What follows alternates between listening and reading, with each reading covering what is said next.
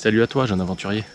Aujourd'hui on va se retrouver pour une vidéo un peu spéciale. Les 10 erreurs à ne pas faire en randonnée. Donc si tu en fais une sur 10, sache que c'est pas très bien quand même. Avant de débuter, juste pour préciser que cette vidéo est dans un seul but, c'est vous aider à vous améliorer sur la randonnée. Donc mes conseils, c'est mes conseils selon moi.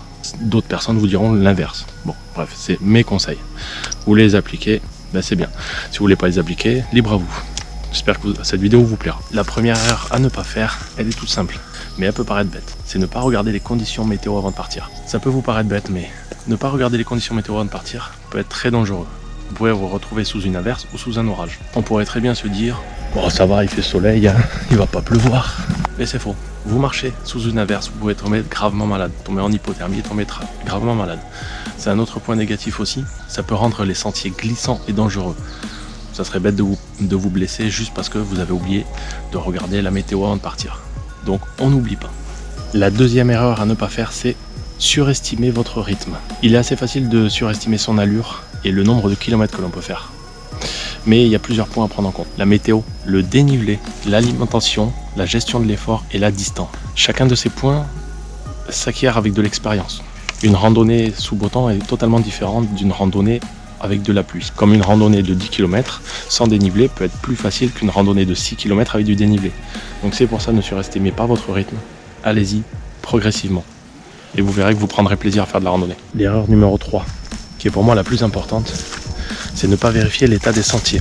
Pour moi, vérifier l'état des sentiers, c'est primordial avant de partir. Un sentier qui, en temps normal, peut être praticable, peut devenir très dangereux à cause de la pluie ou de la neige à certains endroits. Donc il est primordial de vérifier l'état des sentiers avant de partir.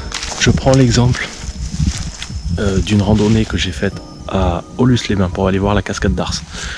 On est parti 2h30 de route, on n'a pas vérifié l'état des sentiers, on arrive en haut, de la neige partout. On s'est dit bon, on a fait 2h30 de route, on va y aller quand même. J'ai traversé la neige à moitié. Donc c'est pour ça, très dangereux. Ne risquez pas vos vies inutilement pour de la randonnée. Vérifiez l'état des sentiers. Erreur numéro 4.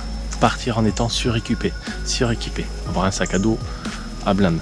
Quand on commence la randonnée, on a tendance à vouloir engranger pas mal de petits objets qui pourraient nous être utiles. Mais faut pas oublier que c'est une randonnée, pas une balade. Donc partir avec un sac à dos qui est blindé, vous pouvez avoir mal au dos et ça va vous dégoûter de la randonnée. Je vais faire une prochaine vidéo sur les 11 objets indispensables en fait à avoir en randonnée. Donc vous pourrez aller voir ça quand elle sortira. Mais surtout ne partez pas suréquipé. L'erreur numéro 5, contrôlez l'état de son équipement. Vous allez faire quoi si vous partez en randonnée et qu'en fait vous perdez, il commence à faire nuit? C'est bon, s'il fait nuit, c'est ma lampe. Ah ben mince, ça s'allume pas. Voilà, donc contrôler son équipement, c'est primordial également. Une lampe avec les piles à fond ou la batterie à fond, ça dépend de votre lampe. Mais ça vous assurera quand même de la sécurité s'il commence à faire nuit. Un chargeur portable chargé à bloc, ça vous assurera de la batterie sur votre téléphone en cas de problème pour prévenir quelqu'un. Une trousse de secours à jour, et bien pareil, ça vous permettra de régler les problèmes que vous pouvez rencontrer dans la forêt sans souci. C'est primordial de contrôler son équipement. C'est primordial. L'erreur numéro 6, ne pas prendre assez d'eau et de nourriture. Voilà une erreur qui est pour moi, qui fait partie d'une des plus importantes. L'eau, c'est vrai que c'est lourd, bon, c'est vrai et c'est faux. Je peux vous assurer que manquer d'eau pendant une randonnée, ça peut vous détruire la rando. Si vous faites des randonnées et que vous n'avez pas prévu beaucoup d'eau, en revanche, essayez de regarder tout le long de votre randonnée des points où vous pourrez remplir votre bouteille. Je prends l'exemple pareil d'une de mes randonnées. Je suis parti faire 45 km avec un ami. On avait pris 2 bouteilles d'1,5 litre chacun. Mais une parcelle, on n'avait pas du tout d'eau. On avait fini nos bouteilles parce que comme on est parti avec 40 degrés, et ben on n'a pas fini la randonnée. Voilà. Donc l'importance de prendre de l'eau. Pour la nourriture, c'est pareil. Manger, c'est l'énergie. Donc prenez des barres de céréales si vous faites des grosses randonnées. Moi, je prenais des tupperwares de pâtes. Ça cale bien, ça donne de l'énergie, c'est sucre lent. L'eau, la nourriture, on blinde. L'erreur numéro 7, c'est ne pas en informer quelqu'un. Si vous faites cette erreur, vous êtes bête. Pourquoi? Vous partez faire une randonnée tout seul. Ça peut arriver, là aujourd'hui je suis tout seul. Mais ma femme est au courant. Des amis sont au courant. Et puis, vous vous blessez. Personne ne sait où vous êtes. Alors que si vous dites à un membre de votre famille, à un ami, je pars faire une randonnée à tel endroit. Ok, si vous rentrez pas le soir, cet ami va dire merde, il est parti.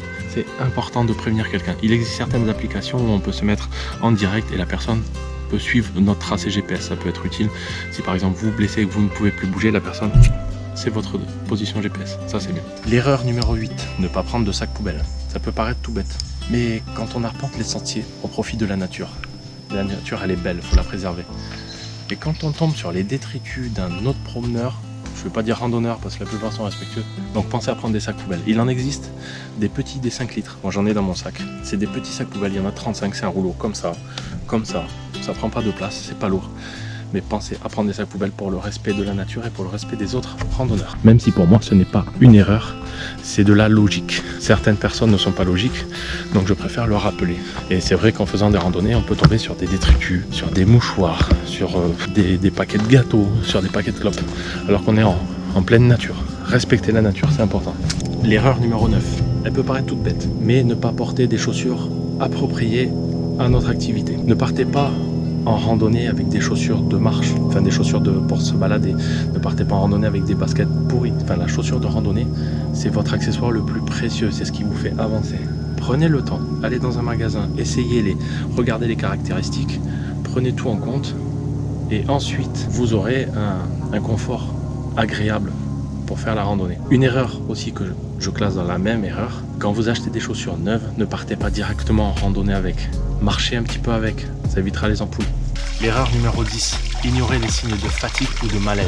Ouais, c'est bon, je suis fatigué mais je peux le faire. Oh là, il va pas m'emmerder celui-là. Jouer le Rambo en randonnée, ça sert strictement à rien et c'est dangereux. Si vous commencez à fatiguer ou sentir un malaise, vous vous arrêtez, vous buvez, vous mangez. Je prends l'exemple d'une randonnée que j'ai faite, on était parti sur 40 km. J'ai voulu faire le Rambo. À un moment donné, il nous restait 10 bornes. Je sentais que j'allais pas bien. J'ai voulu faire le Rambo. Et ben, j'ai dû m'asseoir. J'ai bu. J'ai mangé. Et un quart d'heure après, j'avais la pêche. Manger, boire, c'est l'énergie. Donc ne jouez pas au Rambo. Donc vous aurez compris l'importance de respecter ces 10 points. Ne vous mettez pas en danger. Surtout important. La randonnée, c'est avant tout un plaisir. On profite de la nature, on la respecte, on se respecte. J'espère que cette vidéo vous aura aidé et qu'elle vous aura donné des bons conseils, même si certains peuvent paraître un peu stupides. Mais je vous assure qu'ils sont bien. Si vous avez apprécié la vidéo, petit commentaire, histoire de dire ce que vous en avez pensé, un petit like et surtout n'oubliez pas de s'abonner. Merci, à bientôt pour la prochaine vidéo.